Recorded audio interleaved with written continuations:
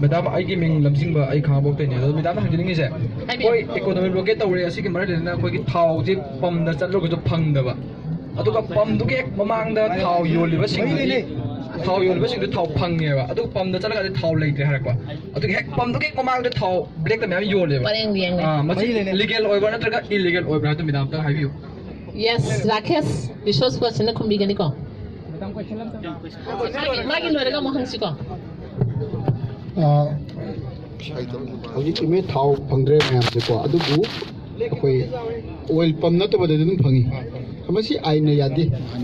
adu bu aina yada bu ekoi na nagarik amo oina ekoi na madu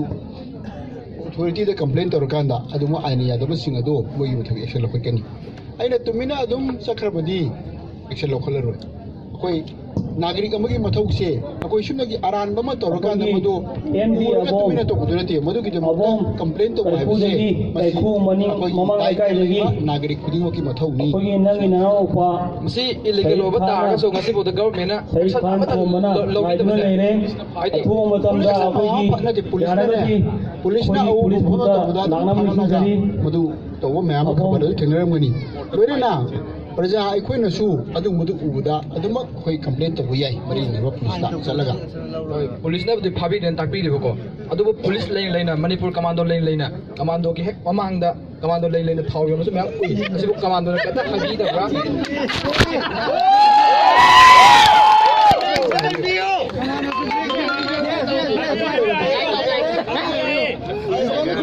police को मन से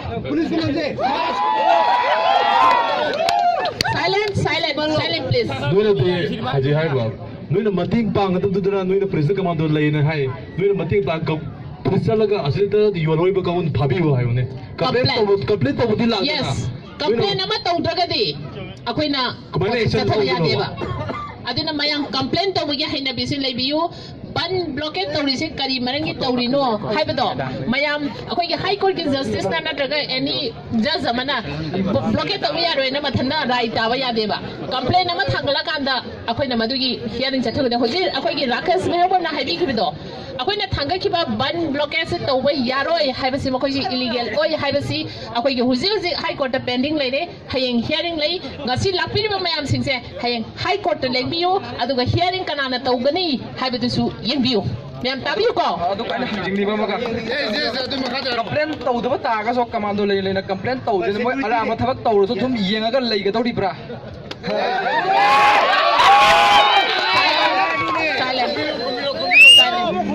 housing yes sigi matang se di akoi debate am sinjar ke somjo debate tu da yaubiro police ko jara ke adu debate tu da nang le ke adu ne na chum ta debate ke wana da sum so pasu se bam lai video sida moi ki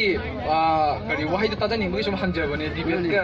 ama ma di mai le na te hangjari je sum commando se lai bi na kana sum adu akoi manipur debate to ga sum hoji khuda ke debate sum ya jai akoi Manipur State Legal Services Authority na akoy na laibasi mayangi tamagta laizari bani mayangi awaba tabam tamda akoy na kari tawgadage adigi som na khangdaba laiba taragasu akoy na Canada salaga wakai kani kamai tawgani haibna singba mayam sinse akoy na awareness program pizari ne bako Swator se isagi mingje kari haibna ai gi ming lamjingba hayeng natragana akoy gi melasi loiba natra sumarakta angtang akoy gi office ta lakpiro som na isagi mingdo thangdopiro high court public interest litigation ama tharasi police line line mamang da thawyom da police na phati haibje som na affidavit ka loina na pibiro akoy court ta thajarage court na madugi matik chap chaba tawrani maduga petitioner obi ba biga adu ka haibio aina haiding madiko nate akoy di complaint je akoy gi di tawba ba akoy na matin pa mangam base hujiki court ta tawga police na tawdre hari ba pocho akoy na court ta tawun biun thabadu ne ba madugi thaka to ni petitioner se som oi biba yagadra sini akoy na ajari adu ge di achangba ukil gi le ko do paisa do akoy na loina ba puthogane up to supreme court check thank you